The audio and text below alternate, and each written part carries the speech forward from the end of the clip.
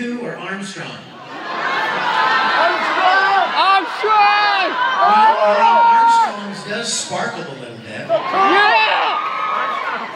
But you know what really sells it? Armstrong is proud of his head. Yeah! Igaku, conversely, is embarrassed about, he doesn't like to be teased about being bald. In fact, anytime anybody gives me a Bleach book to sign with Igaku on the front, I'll usually like draw hair on him. Usually an Elvis pompadour. Question. Yes. With the awesome hair. With the hair that looks like it's being sucked up. Yes.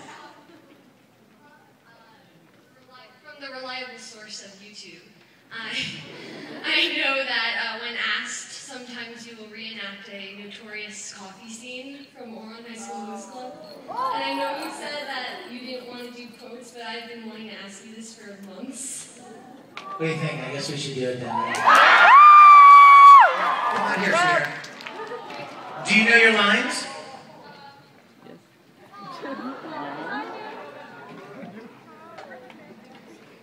Okay, you ready?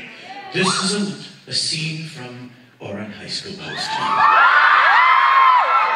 I'm afraid my father would be mad at me if I drink this coffee. What if I let you drink it from my mouth?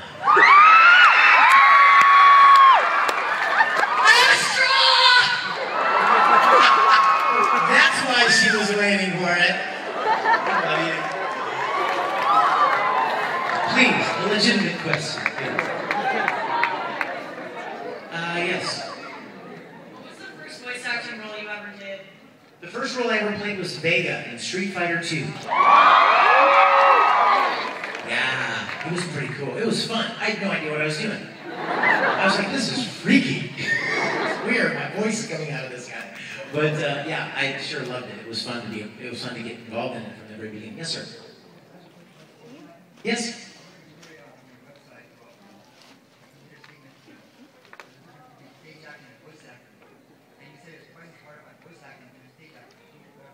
No, I don't think I said voice acting was twice as hard as stage acting. I think I said voice acting was twice as hard as prelay voice acting. Let me explain to you guys. What we all do is we dub shows that have already been animated. So the characters are done. Their mouth movements, the rhythm of their lines, their body movements, it's done. It's not changing. So our goal, which is a very difficult goal sometimes, is we've got to deliver a believable, honest performance within a very, very strict confine of the mouth movements and the mouth flaps. Whereas, as opposed to prelay, which means the actor comes in and does a line any way he wants. Takes as much time as he wants, pauses wherever he wants. And then the animators animate to his performance. Well, now for dub actors, that's a walk in the park. That would be a dream come true. Because most of us are actors first and foremost, and it would be wonderful to be able to perform the line the way we want to perform it, as opposed to matching the mouth movements. So while a lot of people can get into a booth and mechanically match the mouth movements, as opposed to mechanically match the mouth movements, see the difference? One sounds like you're matching, the other one sounds more fluid. Those are so... It's my sexy saxophone theme song. While one, you are technically, mechanically matching the mouth movements, that's only half the battle. The other half is making it sound believable and making it sound like you're actually talking. Making those pauses and those rhythms work fluidly. But it's definitely not twice as hard as stage acting. It's a completely different set of skills. You know what? If I were stage acting right now, I could stand here just like this.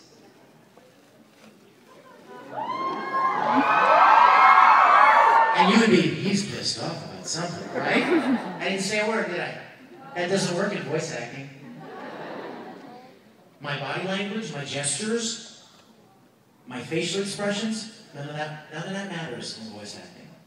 So it's a different set of skills, if you will. Okay? And most good voice actors aren't good actors. They spend a lot of time in acting. And that's why they're good at what they do. In fact, a lot of you may not know this, but you guys, any of you old enough to remember when anime dubs were really bad? Yeah! Do you know why they were really bad? They were really bad because way back then, the common thinking was, the common school of thought was, well, let's get radio guys. People that are used to being in front of a microphone. Hey, it's 25 after 10 on WK. So they got people who were voiceover guys to do the voices. And while their voices are resonant and articulate, and they're not actors. So the dubs ended up being kind of lame. And it wasn't until 10 or 12 years ago when some production companies started saying, hey, why don't we try casting actors to play these characters? And that's when dubs exponentially improved in their quality. All the way in the back with the striped arm.